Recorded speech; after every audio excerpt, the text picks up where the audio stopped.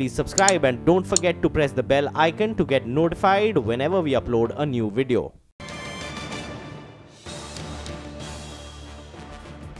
Our belief is that year-on-year mutual fund flows will continue to be positive. We're going to see a little more diversity this year. Some consumer companies will continue to come to the market.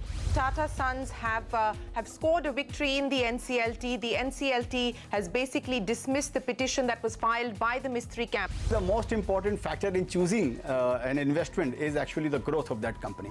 Next 2 to 3 days, we are expecting heavy to very heavy rainfall over isolated areas. But widespread rainfall are expected most parts of the Maharashtra.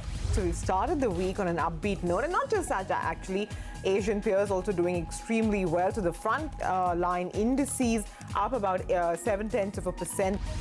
Sort of led the gains as far as larger indices are concerned. Asian Paints, Yes Bank, Dr. Reddy's, HCL Tech, Axis Bank, Cipla, HPCL and Reliance Industries are the top gainers as far as the Nifty is concerned.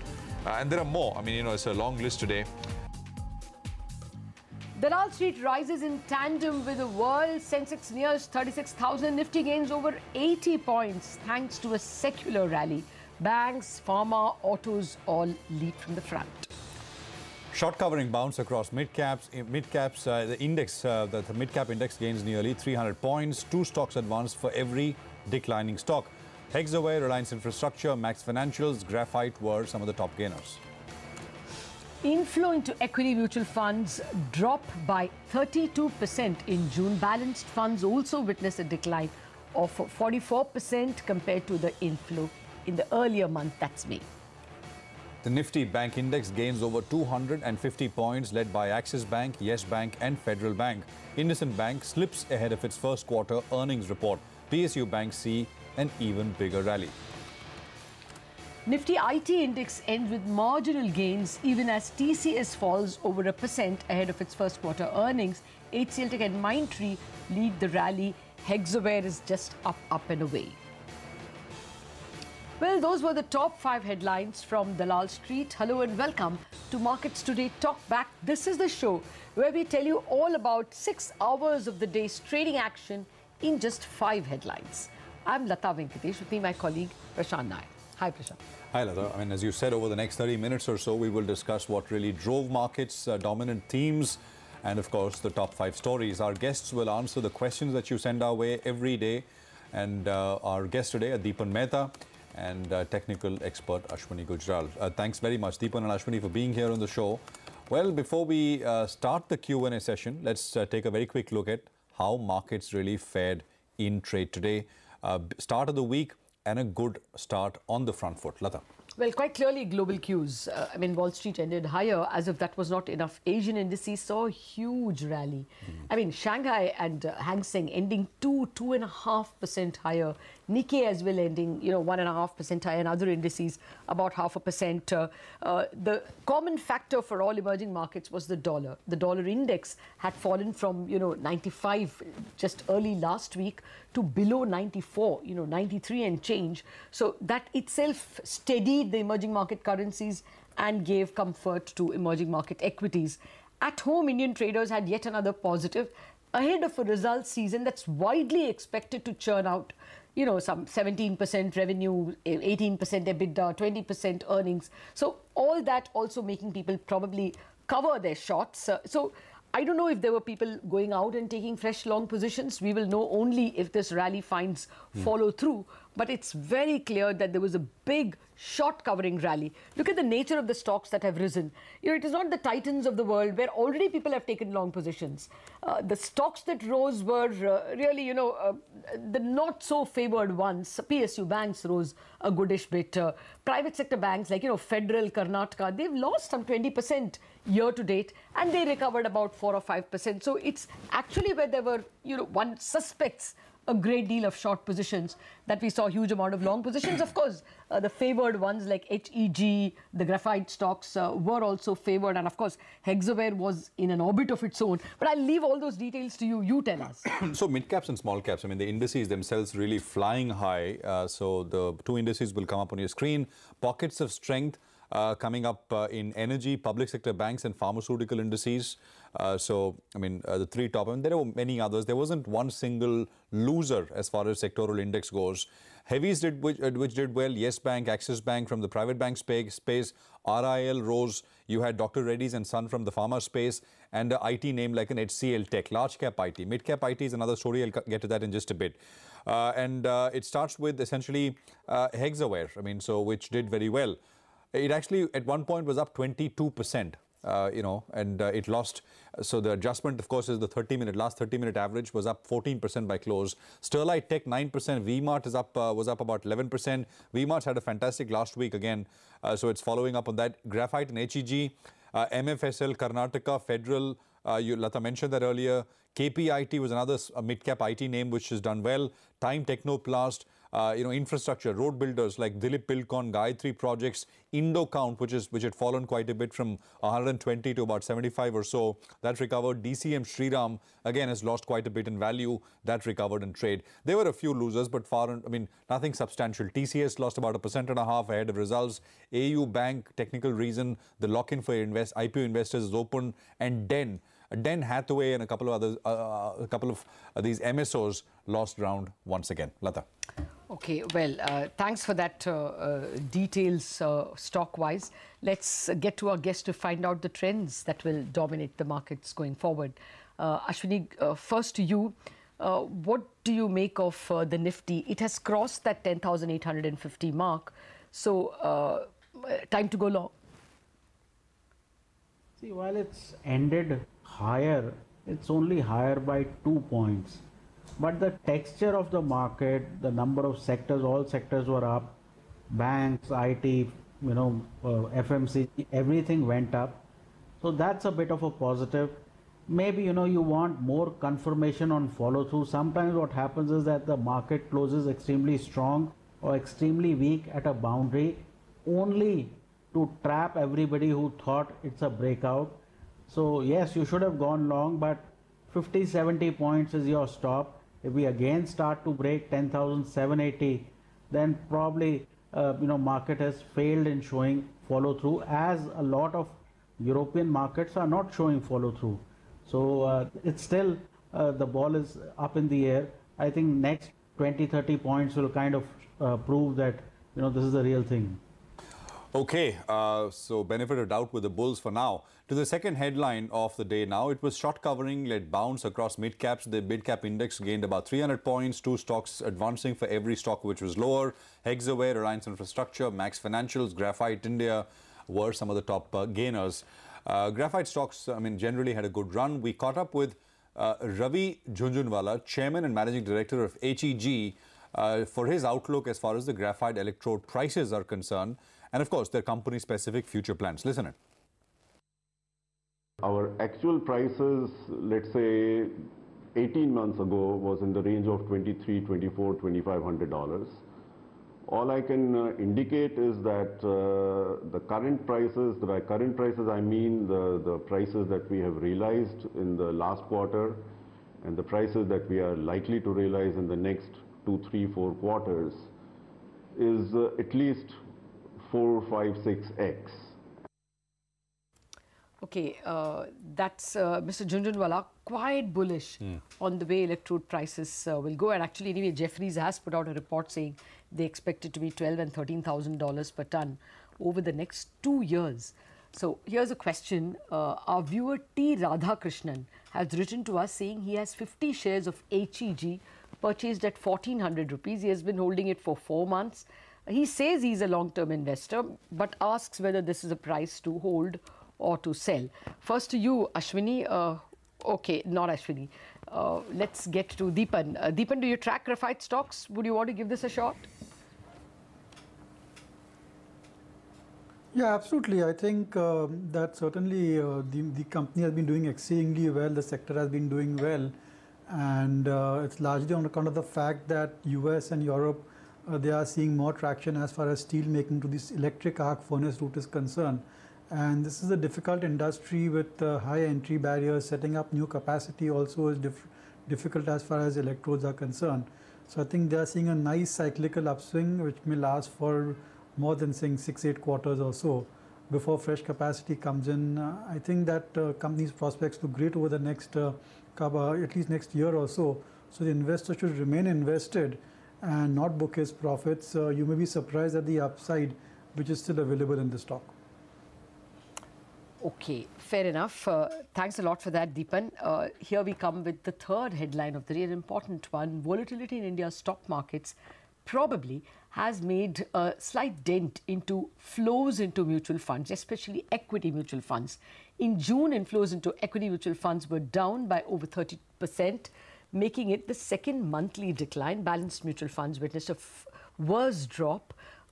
Prashant, you follow this trends very quickly. If you can give us more context on these numbers and the numbers themselves. I mean, they're way off, Lata. I mean, as you said, the headline indicated 32% drop in equity inflows month on month. But look at, the drop even as compared to the monthly high in 2018. I mean, there's a 50% drop in just those numbers. And of course, I mean, if you compare this 8,200 crore number with the all-time high number, I mean, that drop is absolutely astounding. I mean, we used to do 20,000, 21,000 crores a month, not that far back. So, I mean, from there, we're down to about 8,237 crores. So this is, pure equity, ELSS and arbitrage funds combined. So that is the categorization. Balanced funds, we always look at separately because, 50-60% goes into equity, rest into debt. So this is the balanced fund number. And I mean, nothing. So December's number was almost 10,000 crores. That has become 1,480 crores, just about 1,500 crores or so. So there is a big decline there. And equity ETF, I mean, was a saving grace. There was a huge increase. And that largely was because the second tranche of Bharat 22 ETF opened in the month of June. So that was 8,000 crores plus in the month of June, equity ETFs. But this number usually trails off. The first tranche came in November 2017. This category saw a big jump, and then after that nothing happened. I mean, you actually went into negative territory in some months after that, because I mean the attraction for Bharat 22 is basically, I mean, there is a discount offered, so people put in a lot of money, but they kind of flip it. So there is no real stickiness associated with that particular category. This is essentially taking stock of the June number as compared to the life high versus the 2017 average and 2018 average, and there are big drops everywhere. I would like to believe that some of the money that would have otherwise flowed into equity mutual funds has gone into Bharat ETF, and the difference kind of matches. So the money that you've fallen from 12 to 8,000, so that's about, say, 4,000 crore less. And that's approximately the amount that you have got. That would be the charitable interpretation. I just want to, before I give an expert opinion, ask Deepan, would this be a worry? Equity mutual funds and balanced funds getting lower money?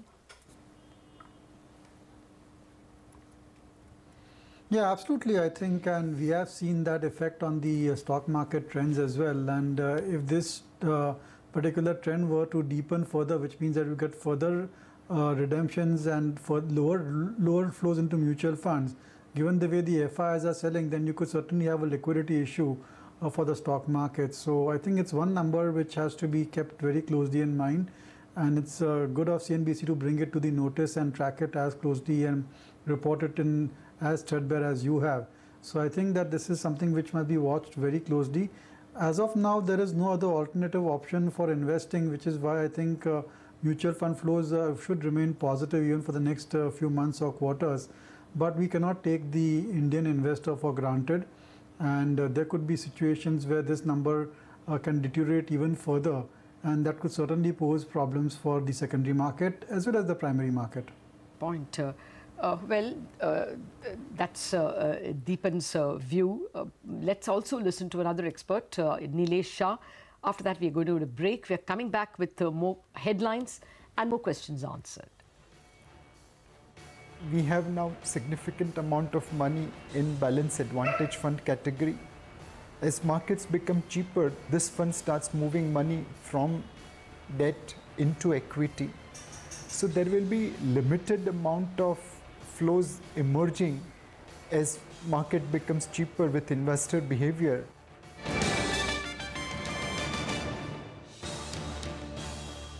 Welcome back. You're with us here on Markets Today Talk Back. It's been a great Monday for bulls and firmly on the front foot. We've been answering your questions. Deepan and Ashwini have been answering the questions that you're sending us. We got through 3 of the top 5 headlines which have defined the day. Here's the 4th one. Bank stocks rallied in trade today. The Nifty Bank closed in the green, led by Federal Bank, Yes Bank and Axis Bank. However, on the eve of its earnings, IndusInd Bank bucked the trend and was the only one to close in the red. Meanwhile, Nifty PSU gained more than 1%. Syndicate Bank and Bank of India topped the index in terms of gainers. Karnataka Bank also had a good rally. The stock was up 7%.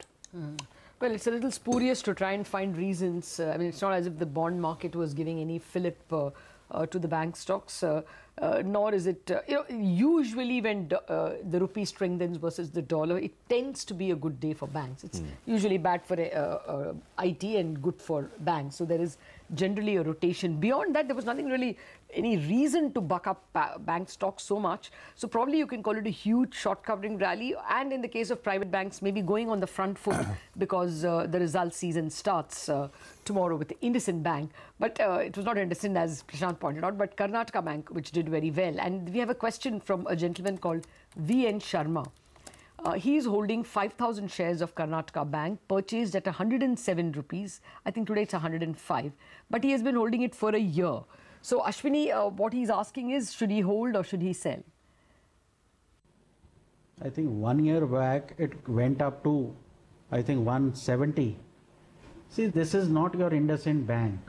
So, 107 you buy it, 170 you get out. Then again you buy at 107, again you sell at 170. Okay. So now it is at the lower end of that range. Time to stock up, actually. Okay, the 5th and the last headline today. The Nifty IT index ends with marginal gains. HCL Tech and Mindtree led the rally. Meanwhile, TCS fell over 1% ahead of its first quarter earnings. Let's get a quick preview going with Rima, who is standing by in terms of key expectations. And beyond the headline numbers, what are the other things which the market would watch keenly on TCS? Rima, over to you. Well, TCS has clearly been the leadership stock. It hit $100 billion by way of market capitalization in the quarter gone by. Strong Q4 optimistic commentary from the management as well as the currency tailwind. All that has helped the stock rally nearly 40% in 2018. Well, on to the June quarter is a seasonally strong quarter. So we are expecting a dollar revenue growth of about 1.8% on a quarter-on-quarter basis. In constant currency, growth is likely to be closer to 3.5%, aided by the ramp-up of deal wins in the second half of FY18. The dollar has strengthened against most of the currencies, so that will create a cross-currency headwind. So for TCS, it's expected to be about 150 to 170 basis points. But on account of the dollar strength, the rupee has also seen a depreciation, and that will aid at the margin level. So we're working with a margin decline of 100 basis points on a quarter-on-quarter basis. That's on account of a wage hike and a visa cost. But it will be partly offset on account of the rupee depreciation. So if it wasn't for the rupee depreciation, the decline in their margins would have been closer to 200 basis points. The key to watch for will be an improvement in their banking and financial services vertical. So all verticals except BFSI is expected to report a good growth. For BFSI, the management hinted at optimism, but they said the true picture will only be clearer by June. So that's where the focus is going to be on. That apart, the street will watch about the company's comfort with its previously cited margin guidance of 26 to 28%. Will they look to reinvest the gains on account of the rupee depreciation, or will it be passed on to its clients? So commentary on rupee depreciation and margins will be closely tracked. And the ramp up of large deal wins has been, the pace of ramp up of their large deal wins will also be tracked very closely. But most importantly, it will be BFSI, because that is critical to the company achieving a constant currency growth of close to about 10% for FY19. All right, we'll watch out for constant currency, Rima, and for everything you told us to watch. But there are people with shares and questions. Nagesh has written to us. He has 100 shares of TCS, which he purchased at 1,840.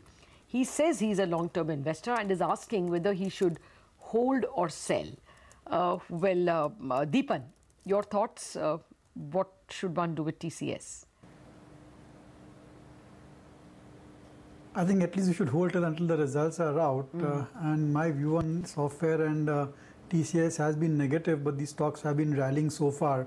At some point of time, I think that you will see that the rally coming to an end. It's a nice trading bounce which we have seen over the past few months or so, but the structural changes taking place within the industry, I'm not that confident as far as visibility and growth and earnings are concerned over the next 2-3 years or so. So our view remains negative on the IT companies and TCS in particular. The first signs of stagnation again coming back in. So you see quarter-on-quarter, year-on-year growth rates coming to low single digits or so. That's the point of time that one should look at exiting out of this stock as well as other software companies. By and large, I think that the way the trends are, I'm not yet certain that these companies are back on the secular growth mode that we have seen in the past. So our view remains negative, and look for weaknesses in the stock price, look for weaknesses in management commentary to exit out of TCS and other software companies. Okay. Well, Ashwini, what are the charts saying? Again, the stock has run up a goodish bit. See, you don't decide to become a long-term investor like, I wanted to be a fireman. I mean, long-term investors buy crises. I don't think TCS is any kind of crisis in a bad couple of months. It could be at 1600. So you haven't bought at the best long-term price. But if it falls because of results tomorrow, add on and decide long-term or short-term. We can't change every day, because long-term means you keep averaging down if it goes down 200-300 points. And short-term means if your stop is hit, if your break-even is taken out, you're out. Okay. Can't decide to be a fireman. Yeah, exactly. You don't decide, okay, from today that seemed to be, yeah. Okay, all right. We'll take up that comparison with Ashwini made with him in just a bit. But another question now, actually. Deva has 107 shares of Hexaware. He's paid 240 rupees each for them. He's a long-term investor. He basically wants to know whether he should hold or sell.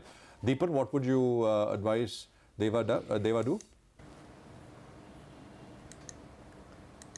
I think same thing. Wait for the results to come. I think the way the stock prices moved up, there could be some corporate action as well. And I think that maybe holding it for a month may give a better price. But the view on even mid-cap IT remains negative for the moment. So you could see a further trading bounce, but I'm not sure of the long-term prospects of Hexaware or other software companies. Okay, in that case, it's a great place to sell because he's sitting on a lot of money. But I guess if something is working for him, he should keep his stop loss and continue. Well, we have no time to put that question to Ashwini. We have to wrap up on this edition of Markets Today Talk Back. Thank you very much for watching, and thank you, Deepan and Ashwini.